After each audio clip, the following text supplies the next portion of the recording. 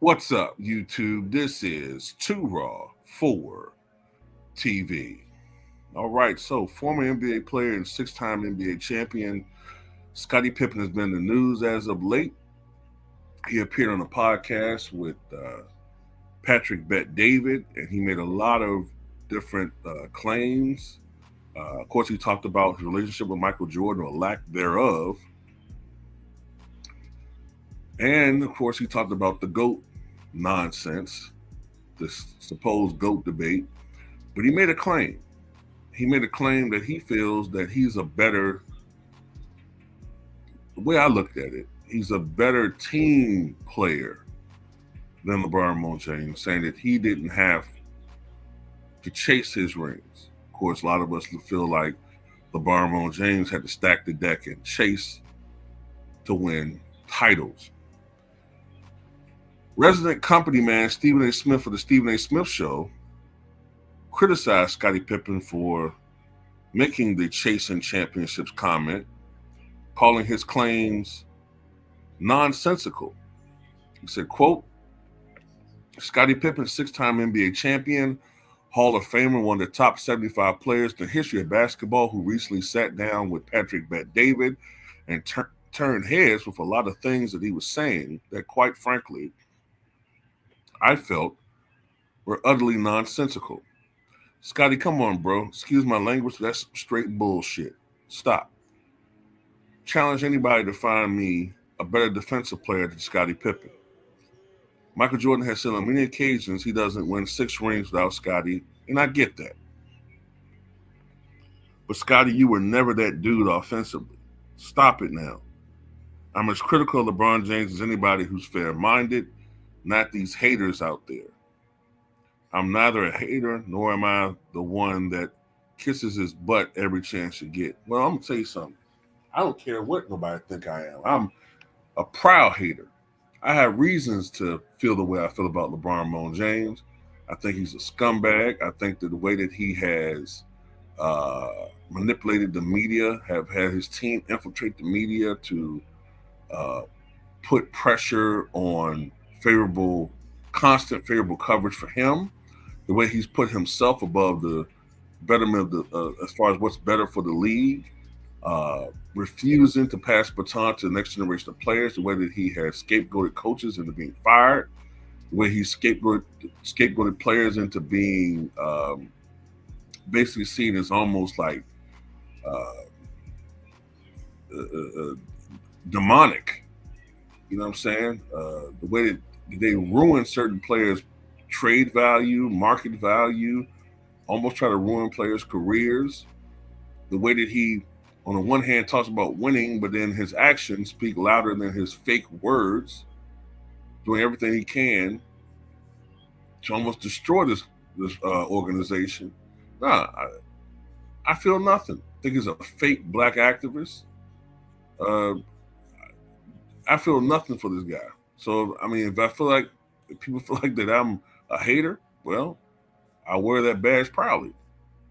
I think he's a scumbag. But anyway, he said LeBron James is one of the top 2 or 3 players in the history of basketball, and you know it. Bullshit. He ain't better than Wilt Chamberlain. He ain't better than Michael Jordan. He's not better than Kareem Abdul-Jabbar. In my opinion, he's not better than Magic. He's not better than Kobe. He's not better than Larry Bird. So that right there puts him, what, maybe 7th? And that's just me. Some people have him lower than that. I don't reward stat padding. That's all he is a stat pattern. How do we know you know that? Because there are certain times you flirted with him saying he was better than Michael Jordan. You know that's blasphemy, but you were never that offensive player. Scotty, you know how we know? Because when Jordan retired the first go around, you had an opportunity to be that dude. You were an all-star. You won All-Star Game MVP. You took them to the Eastern Conference semifinals that Hugh Hollins called was awful. But Scotty, you didn't get it done. And if you were that dude, how come you couldn't be like Kobe and be like, yo, I want Shaq gone. I want to show you what the hell I can do without Shaq. Well, first of all, Shaq ain't Michael Jordan. Michael Jordan didn't come into training camp almost 400 pounds. Michael Jordan had an impeccable work ethic. Shaq did not. Shaq sometimes seemed distracted by outside endeavors like music and movies and other things. Jordan had blinders on when he was playing, focused primarily on playing basketball, winning championships. So if Jordan and Kobe were playing with each other, Kobe would not have done that. Okay. Secondly, as brilliant individually as Kobe wasn't winning any damn thing. Yeah, he was averaging 35.4 points per game. Yeah, he was putting up 81 points and 62 points 3/4, but they weren't winning. He still needed another guy. That other guy ended up being Pau Gasol. Unfortunately for Scottie Pippen, he didn't have that other guy on that level, not even on a Pau Gasol level. But I tell you what Scottie Pippen did help to do. He did help to elevate Horace Grant and B.J. Armstrong to be an all-star for the first and only times in their careers in 93, 94. So, there's that. Also, they only won 2 fewer games in 93, 94 than they did the year before when the Bulls completed the three-peat. Not to mention the fact that Scottie Pippen missed the first 10 games of the 93, 94 season. So therefore, they could have probably actually, exceeded their win total in 94 than the amount of wins they had in 93. Now, to be fair, there was a different roster in 93, 94 than 92, 93. Matter of fact, many of the people who came aboard that team, including Tony Kukoc, would form the main nucleus of the championship Bulls teams of the mid to late 90s. So, we got to be fair here, but still, this is not a real good comparison, in my opinion. In your case, without Michael Jordan, you kicked up your feet to show you were wearing Jordans, begging him to stop playing baseball and come back. You forgot that, Scottie? Well, I think you forgot that Horace Grant left reneging on a handshake agreement that he had made with the Bulls management during the 94 offseason. And they lost their rim protector. They lost their inside presence.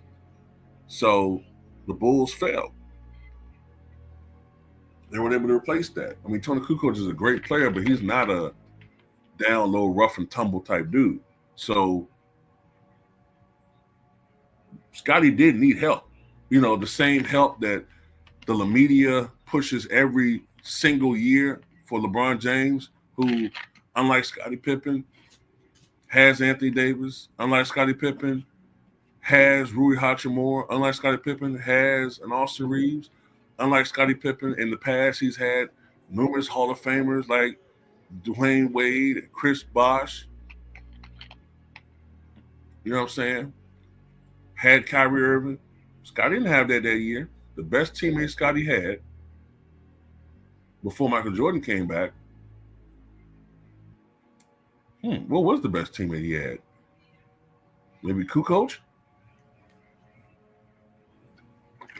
We're not even in the same conversation here, man. Man, can you imagine if the Bulls and Scottie Pippen had a Scottie Needs Help brigade back then?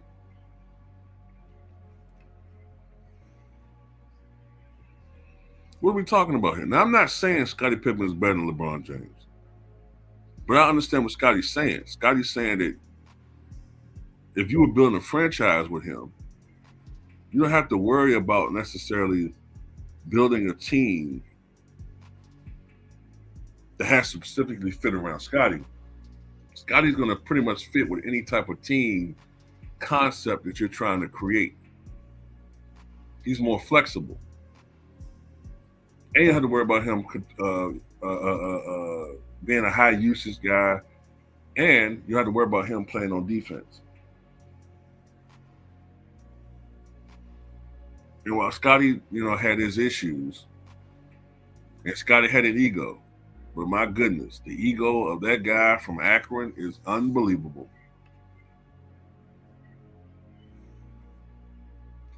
Well, that's all I got to say about it. Tell me what you guys think.